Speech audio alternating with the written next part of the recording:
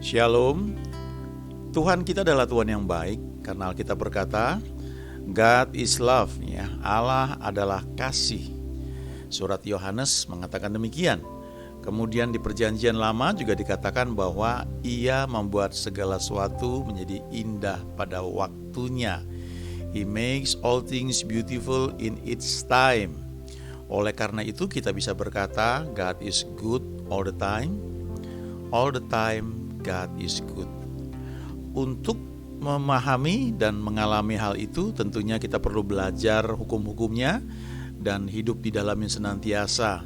Sehingga ini bukan sekedar suatu slogan, ya, atau ikut-ikutan kita berkata bahwa God is good all the time, tapi kita bisa mengalaminya sebagai suatu yang real dan wajar dalam kehidupan kita.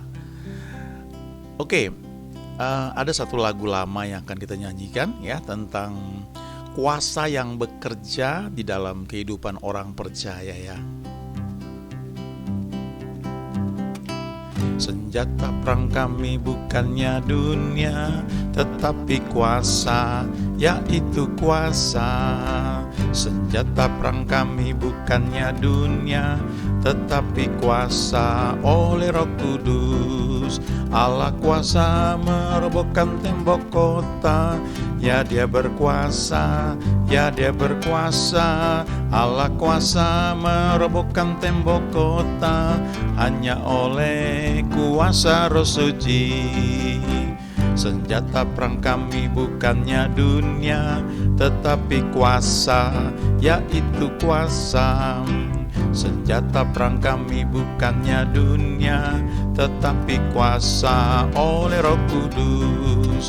Allah kuasa merobohkan tembok kota, ya Dia berkuasa, ya Dia berkuasa. Allah kuasa merobohkan tembok kota, hanya oleh kuasa Roh Suci. Sekali lagi, senjata perang kami bukannya dunia, tetapi kuasa, yaitu kuasa.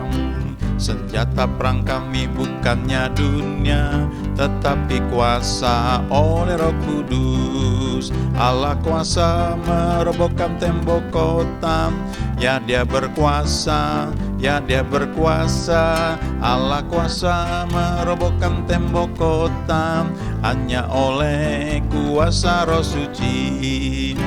Senjata perang kami bukannya dunia, tetapi kuasa, yaitu kuasa.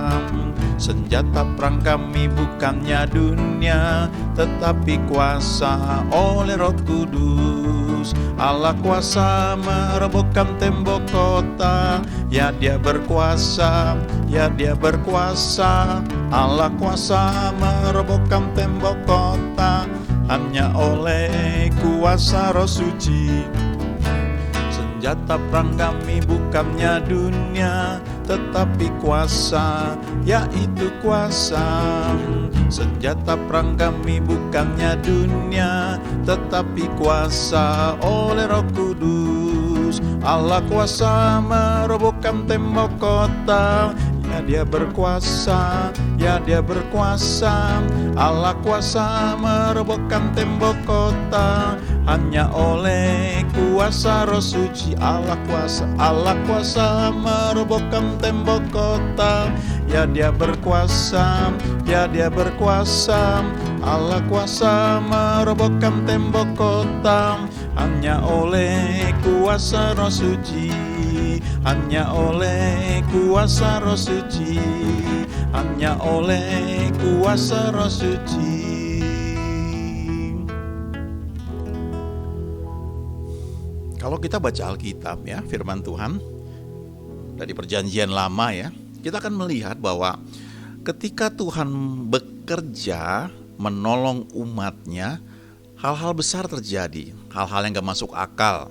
Sebagai contoh misalnya ketika orang Israel keluar dari Mesir, salah satu hal spektakuler yang terjadi, yang dibuat oleh Tuhan ketika tidak ada jalan, ya, yaitu saat orang Israel sedang dikejar oleh tentara Mesir dan di hadapan mereka itu ada laut Teberau, ya, atau laut merah. Dan ketika orang Israel berseru-seru kepada Tuhan karena mereka melihat orang Mesir sedang mengejar dan gak ada jalan di depan mereka. Lalu Musa mengangkat tongkatnya dan laut Teberau itu terbelah, ya. Dan orang Israel menyeberang melewati laut yang terbelah itu, dan Alkitab berkata di sebelah kiri dan sebelah kanannya itu air laut itu menjadi dinding, sementara orang Israel itu berjalan di dasar laut, ya. Dan kemudian kalau kita pelajari, kita baca bagaimana tentara Mesir juga mau mengejar. Tetapi ketika mereka mau mengejarnya, maka Alkitab berkata malaikat Tuhan itu bergerak ke barisan belakang orang Israel dan kemudian jadi penghalang sehingga orang Mesir itu tidak bisa mengejar orang Israel.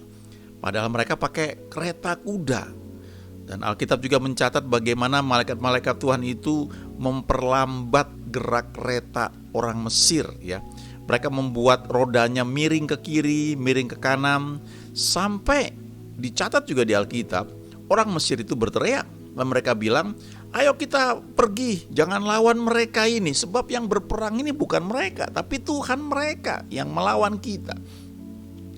Dan ketika orang Israel sudah sampai, ya, di seberang, lalu Musa mengangkat tangannya kembali dan laut Teberau itu kembali tertutup sehingga tentara Mesir semuanya tenggelam di dalam laut tersebut, ya. Itu salah satu hal spektakuler yang terjadi yang Tuhan buat. Dan kalau kita baca, ya, dan memang seringkali Tuhan itu membuat mujizat, yang namanya mujizat itu di luar logika, ya. Saat tidak ada jalannya. Itu sebabnya ada sebuah lagu yang terkenal, ya. Dia buat jalan, ya, saat tidak ada jalan. God will make a way where there seems to be no way. Jadi waktu nampaknya gak ada jalan, dia buat jalan, dia buka jalan. Itu sebabnya kita perlu belajar membaca firman Tuhan, merenungkannya. Lalu kita melihat bagaimana Tuhan bekerja bahkan dari perjanjian lama. Itu menjadi satu deposit di otak kita, di memori kita, tentang bagaimana Tuhan bekerja. Secara pribadi saya suka kagum kalau baca kisah peperangan orang Israel di perjanjian lama, ya. Bahkan setelah zaman Daud, ya, ketika zaman raja-raja, ada Raja Yosafat, ya, Raja Yehuda dan sebagainya.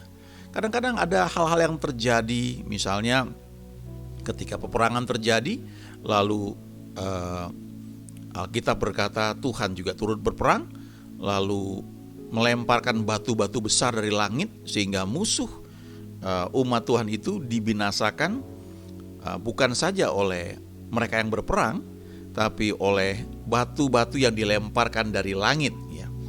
Dan kalau ditafsirkan itu, orang berkata itu longsor, ya. Tapi coba bayangkan, hal-hal seperti itu terjadi berkali-kali, ya, di perjanjian lama.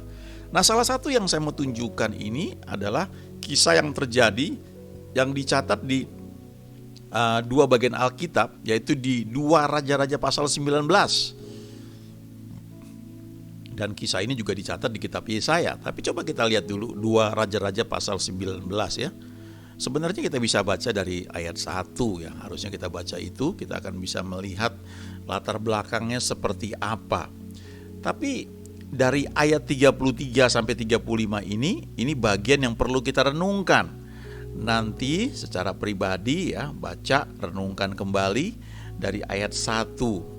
Kalau kita baca firman Tuhan, murid-murid Tuhan itu ketika orang-orang banyak sudah pulang, ya, orang banyak sudah pulang, maka murid-murid Yesus itu datang secara pribadi kepada Yesus dan mereka bertanya, apa maksud perumpamaan atau pengajaran yang kau sampaikan tadi?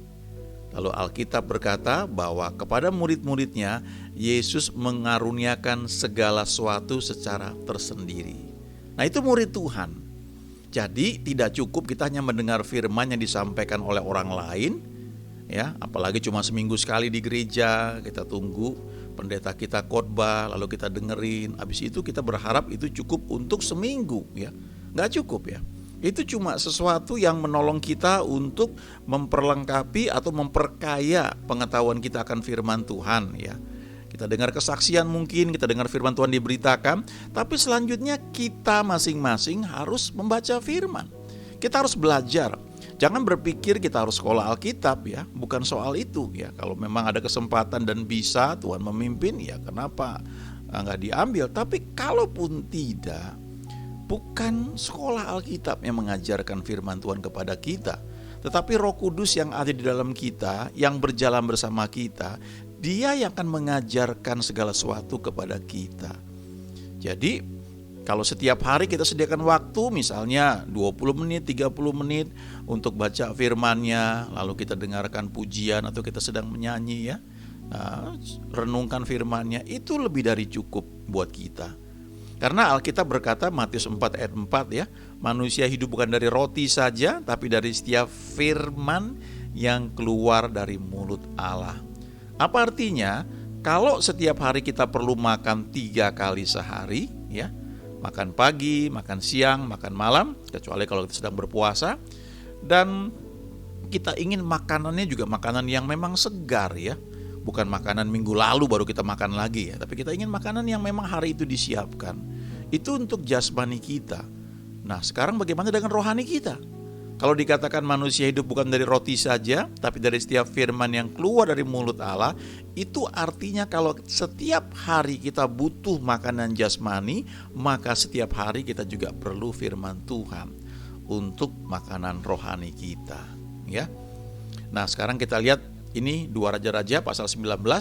Saya mau kasih latar belakangnya dulu ya, ceritanya seperti apa. Di 2 Raja-Raja pasal yang ke-19 ini, ya. Nah, kalau kita lihat dari ayat 1 ya, itu waktu itu Raja Hizkia yang sedang memerintah ya. Dia mengoyakkan pakaian waktu dia mendengar kabar ada musuh yang sedang mengepung negerinya, dan dia takutan sekali ya. Kemudian baca dari ayat 1 ya, ini cukup panjang dan bisa hal-hal kita bisa baca dan mengupasnya satu persatu. Tapi intinya adalah Raja Hizkia menerima surat ya dari musuh, dan kemudian surat itu meminta supaya dia itu menyerah, dan surat itu berisi ejekan kepada Tuhan Israel, Tuhan yang disembah oleh umat Tuhan. Lalu Hizkia menerima surat tersebut, kemudian dia membentangkannya di hadapan Tuhan. Seolah-olah dia mau bilang sama Tuhan, Tuhan ini baca ini ya, engkau dihujat, engkau diejek ya. Dan waktu dia tunjukkan seperti itu, gak lama Nabi Yesaya datang kepada Hizkia, dan Nabi ini berkata bahwa apa yang Hizkia doakan ya tentang musuh orang Israel yang sedang mengepung, yaitu Sanherib Raja Asyur, Tuhan sudah mendengar doa Hizkia, dan oleh karena itu Tuhan akan menolong, Tuhan akan berperang bagi umatnya ya. Cukup panjang ini ya, tapi coba kita sekarang lihat ayat 33 ya. Ayat 33, dari ayat 32 saya bacakan dulu ya. Sebab itu beginilah firman Tuhan mengenai Raja Asyur, ia tidak akan masuk ke kota ini dan tidak akan menembakkan panah ke sana. Juga ia tidak akan mendatanginya dengan perisai, dan tidak akan menimbun tanah menjadi tembok untuk mengepungnya. Lalu ayat 33, melalui jalan dari mana ia datang, ia akan pulang. Tetapi ke kota ini ia tidak akan masuk. Demikianlah firman Tuhan. Nah, sekarang perhatikan ayat 34 dan 35 ya. Dan aku akan memagari kota ini untuk menyelamatkannya, oleh karena aku dan oleh karena Daud hambaku. Ayat 35, maka pada malam itu keluarlah malaikat Tuhan, lalu dibunuhnyalah 185.000 orang di dalam perkemahan Asyur. Keesokan harinya pagi-pagi tampaklah semuanya bangkai orang-orang mati belaka ya. Bayangkan ya, satu malaikat Tuhan keluar, 185.000 orang musuh yang mengepung umat Tuhan mati semua. Saya kalau baca ini suka merinding ya. Kisah ini juga dicatat di Yesaya 37 ya. Ayat 35 dan 36. Dan aku akan memagari kota ini untuk menyelamatkannya oleh karena aku dan oleh karena Daud hambaku ya. Ayat 36, keluarlah malaikat Tuhan lalu dibunuhnya 185.000 orang di dalam perkemahan Asyur. Keesokan harinya pagi-pagi tampaklah semuanya bangkai orang-orang mati belaka. Ya, ada dua hal yang ingin saya sampaikan di sini ya. Yang pertama, saya mau tunjukkan dulu di ayat 36 itu bagaimana ketika Tuhan bekerja. Ketika Dia bekerja ya, di Perjanjian Lama banyak sekali tercatat bahwa yang berperang adalah Tuhan. Itu sebabnya kita tidak perlu membela Tuhan. Sebaliknya Tuhanlah yang membela kita. Kalau Dia Tuhan, kita nggak perlu bela. Justru Dialah yang membela kita. Nah, di Perjanjian Lama itu sering kali terjadi. Sering kali terjadi ketika umat Tuhan memuji menyembah Tuhan, maka musuhnya saling membunuh satu dengan yang lain. Dan ketika umat Tuhan sampai, itu musuh sudah mati semua karena saling bunuh. Kemudian di bagian lain lagi ada bagaimana bumi terbelah dua dan musuhnya masuk, musuh umat Tuhan itu masuk ke dalam bumi yang terbelah itu ya. Jadi banyak hal-hal aneh terjadi.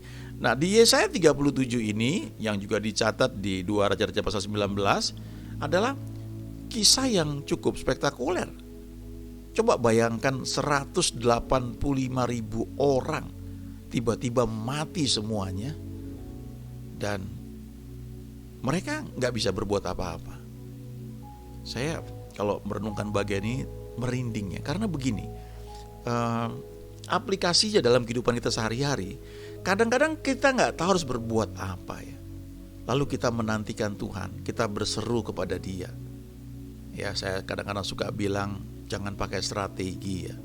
Nggak salah kita pakai strategi, tapi bawakan itu semua kepada Tuhan. Dalam hidup kita ini kadang-kadang tanpa sadar, kita kalau bahasa Jawanya itu keminter ya. Kita merasa diri kita pinter, kita merasa kita tahu. Itu sebabnya di kitab Amsal dikatakan, percayalah kepada Tuhan dengan segenap hatimu dan janganlah bersandar kepada pengertianmu sendiri. Ya. Akuilah Dia dalam segala lakumu, maka Ia akan meluruskan jalanmu. Amsal 3 ayat 5 dan 6 ya.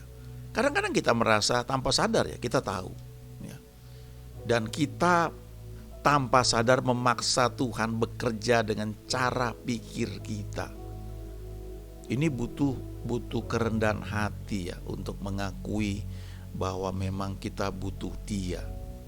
Kadang-kadang tanpa sadar ilmu yang kita pelajari itu membuat kita tinggi hati ya. Tapi kita nggak sadar akan hal itu.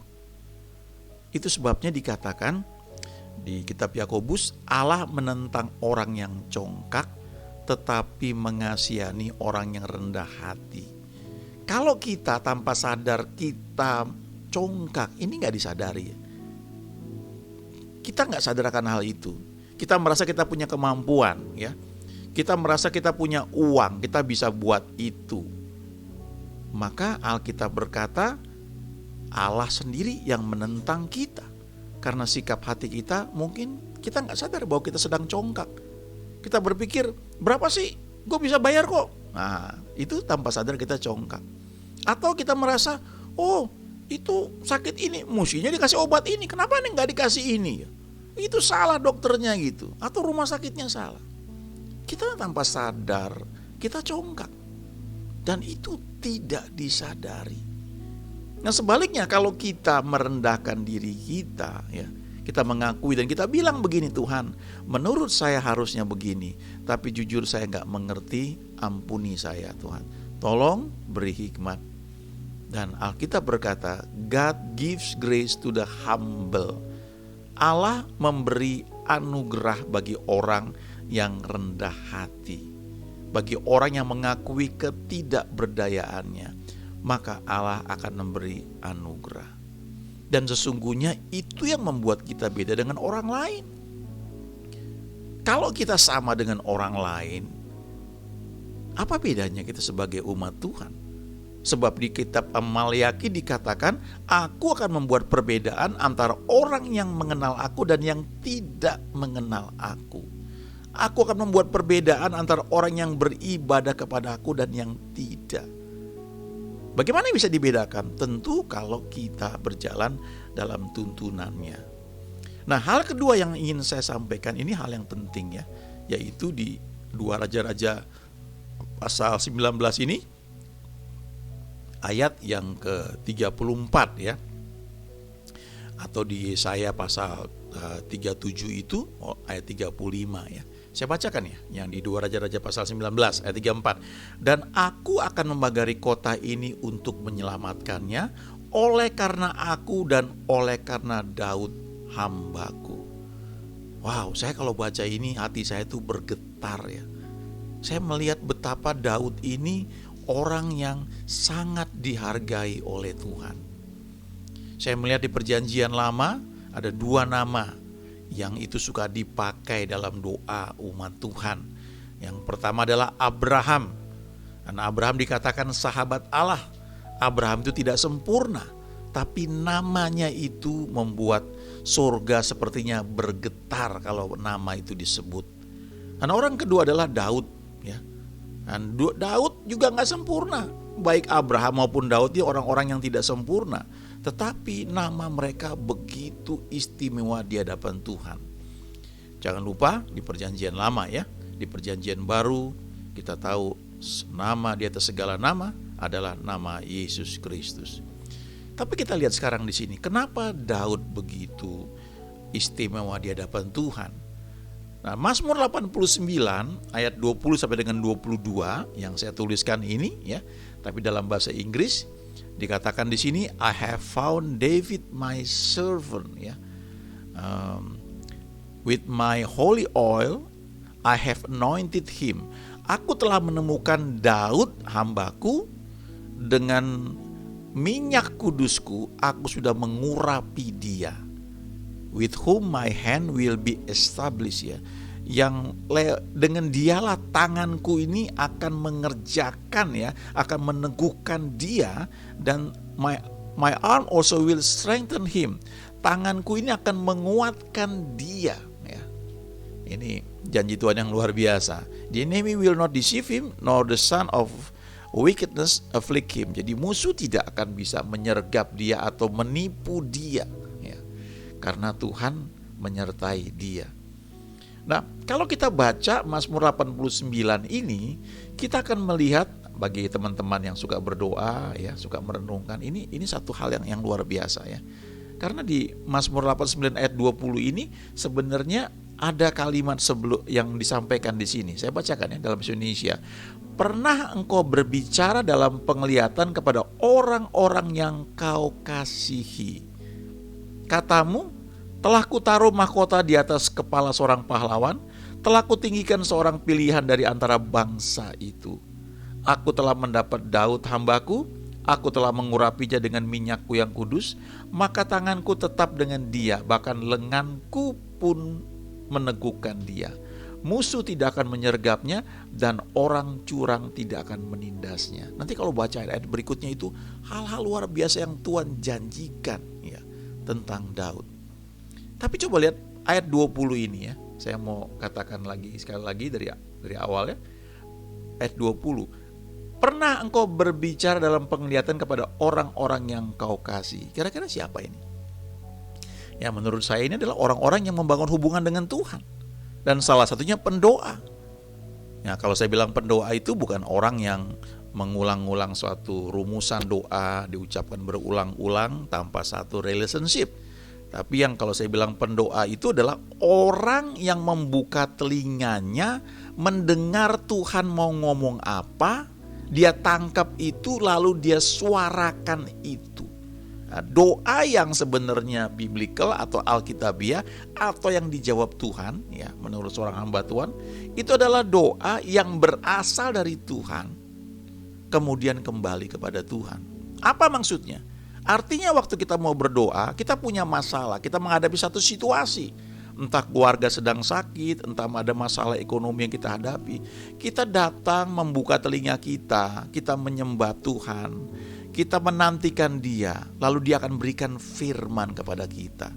Nah, waktu firman itu datang, kita renungkan, kita ucapkan, kita akui, kita menantikan Dia lagi. Lalu kita naikkan doa itu yang didasari oleh firman yang kita dapat. Kadang-kadang butuh waktu ya untuk mengkomunikasikan hal ini dengan Tuhan. Tapi sebenarnya kita sedang berkomunikasi dengan Dia, kita sedang membuka telinga kita, lalu kita menaikkan permohonan yang memang asalnya dari Dia juga. Ingat Roma 8 ayat 26 berkata, kita tidak tahu bagaimana kita harus berdoa, tetapi Roh Kudus menolong kita untuk berdoa kepada Tuhan dengan keluhan-keluhan yang tidak terucapkan. Jadi sebenarnya ketika kita bisa berdoa, itu Roh Kudus yang menolong kita untuk berdoa. Nah, jadi bagi orang yang suka berdoa, membangun hubungan dengan Tuhan, di Mazmur 89 ayat 20 ini rupanya Tuhan ngomong gitu kepada para pendoa, pada orang yang membangun hubungan dengan Dia. Dan Tuhan bilang begini, telah kutaruh mahkota di atas kepala seorang pahlawan, telah kutinggikan seorang pilihan dari antara bangsa itu. Lalu di ayat 21 dia bilang begini, aku telah mendapat Daud hambaku, I have found David my servant. Ya, jadi artinya begini, kira-kira Tuhan bilang, aku udah ketemu loh satu orang yang namanya Daud, itu hambaku. Waduh, aku sekian lama cari orang seperti itu. Di perjanjian lama itu dikatakan juga bahwa mata Tuhan menjelajah seluruh bumi, mencari orang yang bersungguh hati kepada Dia. Jadi sebenarnya Tuhan itu selalu mencari orang di mana Dia bisa menyuarakan isi hatinya, Dia bisa mengkomunikasikan kehendaknya. Dan ketika orang ini membuka hati, orang ini menanggapi, membangun hubungan dengan Tuhan, lalu melakukan dengan setia setiap hal yang Tuhan perintahkan, maka orang ini akan seperti apa yang Tuhan katakan di Mazmur 89 ini, aku telah mendapatkan Daud hambaku. Wow, coba pelajari hamba-hamba Tuhan yang Tuhan pakai, luar biasa. Mereka mulai dari bawah. Daud itu mulai dari menggembalakan 2-3 ekor kambing domba, dan dia lakukan dengan setia. Dan selama itu dia membangun hubungan dengan Tuhan. Tidak sempurna, tapi Tuhan bisa berkata, aku telah mendapat Daud hambaku. Coba renungkan, apakah kita termasuk orang-orang yang Tuhan berkata kepada para pendoa, kepada orang-orang lain yang suka bangun hubungan dengan Dia, dan Tuhan bilang begini, aku sudah mendapat hambaku itu. Di gereja itu aku sudah temukan satu orang, dan tanganku akan menyertai dia. Di perjanjian baru juga ada orang-orang kayak begitu. Nanti kapan-kapan kita melihat hal itu ya. Di Betania Tuhan menemukan Maria. Ingat, di Betania tidak hanya ada Maria, ada orang-orang lain, ada Marta, ada Lazarus. Tapi salah satu orang yang membuat Tuhan itu terpikat datang di Betania adalah Maria. I have found Mary, my servant. Kira-kira kayak begitu. Nanti kita akan lihat lagi ada orang yang namanya Maria Magdalena. Orang ini gak termasuk murid-murid Tuhan ring 1 dari orang-orang yang menyertai Tuhan. Tapi catat baik-baik, lihat di Alkitab, orang pertama yang melihat Yesus bangkit setelah dia dikuburkan, kemudian dia bangkit, orang pertama yang melihatnya adalah Maria Magdalena. Bukan Petrus, bukan Yohanes, tapi Maria Magdalena. I have found Mary Magdalene my servant. Wow, itu luar biasa sekali. Coba bayangkan di pelayanan di mana saudara ada. Saudara mungkin gak punya jabatan. Saudara bukan pendeta, bukan gembala, bukan wakil gembala. Saudara bukan seorang pejabat PDP, PDM atau pendeta penuh. Saudara mungkin gak dikenal. Tapi dalam dunia roh, Tuhan bilang kepada para pendoa, I have found, aku sudah menemukan hambaku di gereja itu. Pernah renungkan itu? Wow, kalau buat saya itu yang paling penting ya. Bukan soal jabatan, bukan soal title ya. Tapi ketika Tuhan bisa bilang, aku telah menemukan Jacob hambaku. Wow, itu rasanya ya. Satu ketika Tuhan bilang begini ya di perjanjian baru, berbahagialah orang yang didapati setia sedang mengerjakan tugas yang Tuhan perintahkan kepada dia. Dan ketika Tuhan datang, Tuhan bilang begini, baik sekali perbuatanmu, hai hambaku yang baik dan setia. Apakah saudara punya kerinduan seperti itu?